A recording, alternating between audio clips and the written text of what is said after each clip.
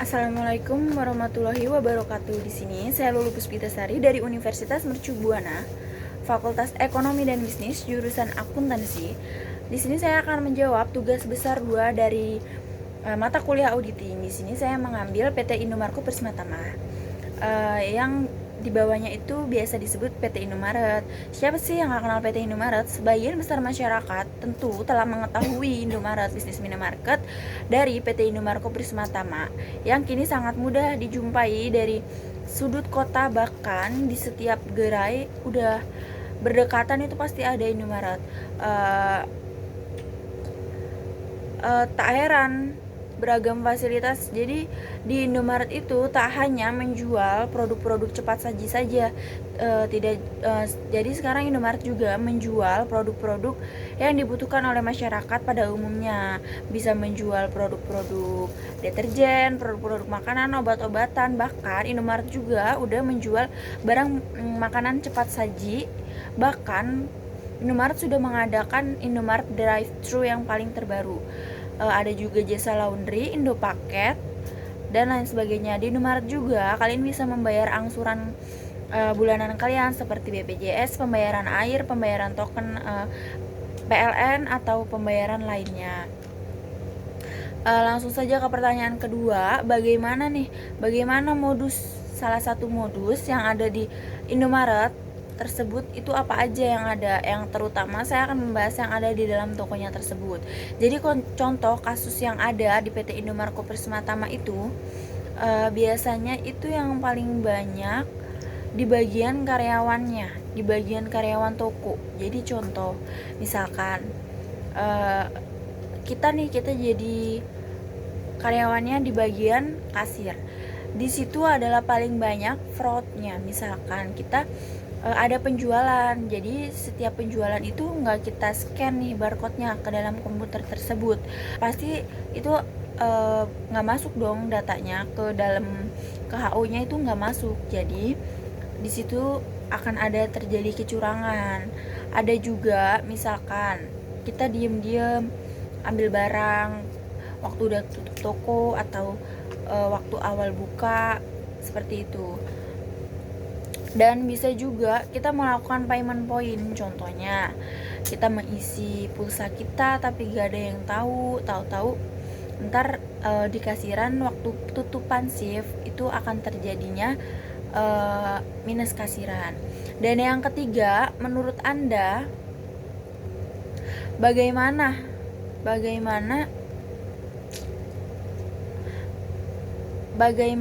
dari COSO framework yang tidak berjalan pada entitas tersebut. Misi utama dari COSO dulu nih, itu kan memperbaiki dan meningkatkan kualitas laporan keuangan entitas melalui etika bisnis, pengendalian internal yang efektif, dan corporate. Untuk menindaklanjutinya sih, kalau PT Indomarko itu merekomendasi dari Komisi Streetway, COSO mengembangkan studi mengenai sebuah model untuk mengevaluasi pengendalian internal. Jadi dari PT Indomarko tersebut sih pengendalian internalnya itu lebih difokuskan dan yang akhirnya akan menjadi sebuah pedoman nanti bagi karyawan-karyawan tokonya tersebut, biar dijalankan sesuai SOP perusahaan yang ada. Nah, ceritakan nih dampak dari kecurangan tersebut bagi stakeholder atau bukan stakeholder. Dampak dari kecurangan yang tadi saya jelaskan itu banyak sekali dampaknya. Yang pertama, itu dampak yang paling fatal, bisa menyebabkan satu toko itu misalkan ketahuan dicek CCTV nih, pasti akan ada pengeluaran karyawan. Ada juga yang bisa NKL nih. NKL itu kan potong gaji karyawan. Misalkan karyawan tersebut tuh NKL di tokonya itu gede, jadi dampaknya itu banyak, bisa ke semua anak tokonya. Bahkan misalkan kita melakukan stock of name, dan itu tuh banyak, pasti bakal ada IC yang datang ke toko untuk ngecek satu-satu. Dampaknya itu banyak banget. Bahkan nilai nama toko kita di manajemen itu bakal jelek banget. Apa sanksi untuk akuntan yang mengaudit laporan entitas? Sanksinya nih, kalau untuk akuntannya yang mengaudit laporan entitasnya, mungkin kalau salah dia akan ada surat peringatan 1 dan harus dilakukan secara yang benar sebenar-benarnya dengan data yang ada. Jadi tidak mengada-ada data, dan itu benar-benar sesuai data yang ada aja gitu, real. Jadi nggak ada dibuat-buat, nggak ada ditambah-tambahin, nggak ada dikurang-kurangin. Jadi harus sesuai. Menurut Anda, pertanyaan selanjutnya ya, menurut Anda akuntan publik yang mendapatkan sanksi tersebut salah dalam proses audit yang mana?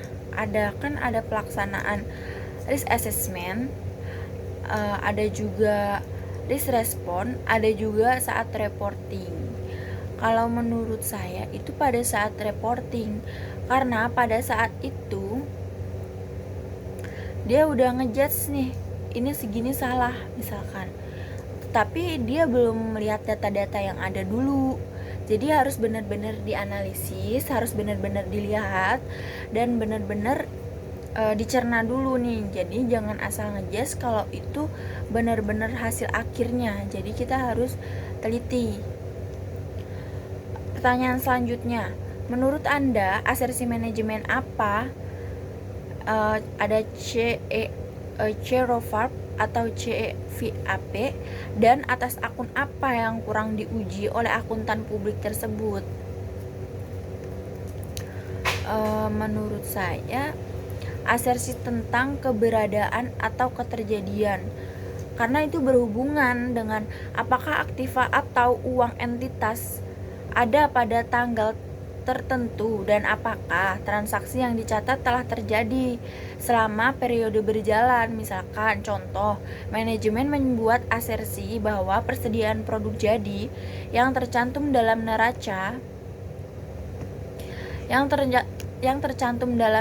neraca adalah tersedia untuk dijual.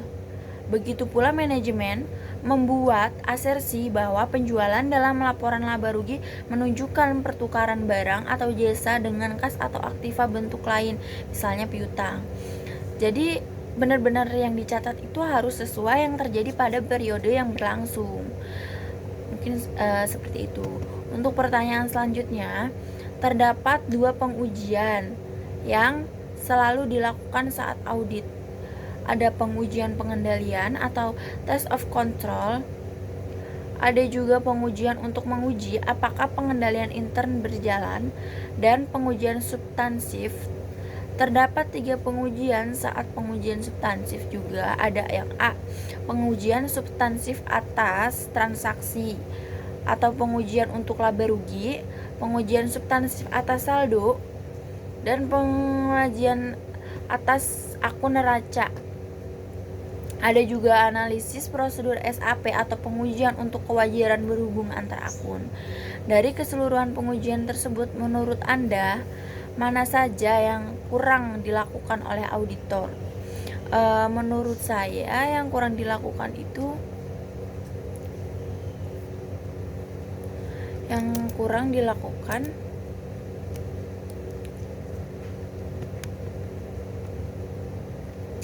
yang harus sekali dilakukan itu oleh auditor itu adalah test of control. Sebenarnya semua itu penting, cuman yang paling penting lagi itu uji pengendalian. Jadi test of control itu merupakan prosedur yang digunakan untuk menguji efektivitas kebijakan dan prosedur pengendalian yang diterapkan untuk menilai kontrol risk atau kontrol pengendalian. Pengujian itu tuh meliputi prosedur audit. Yang pertama itu meminta keterangan dari personal klien. Jadi kita harus meminta keterangan dari klien tersebut apakah keterangan tersebut itu sudah benar, dan menguji dokumen, arsip, dan dan laporan. Jadi kita harus menguji juga nih dokumennya, laporannya, apakah itu udah benar-benar. Mungkin kita harus mengecek satu-satu apakah udah benar atau harus gimana yang terbaik. Mengamati aktivitas yang terkait dengan penyediaan. Jadi kita harus mengamati terus, kita pantau aktivitas yang terkait dengan pengendalian karena itu sangat penting. Dan ada juga melaksanakan kembali prosedur klien.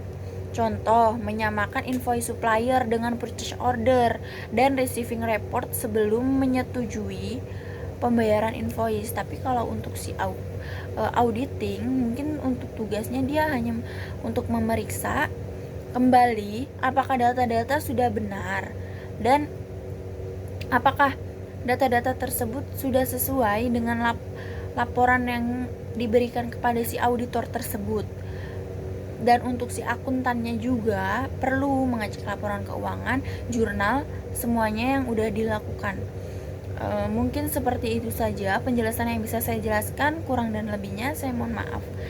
Sekian dan terima kasih.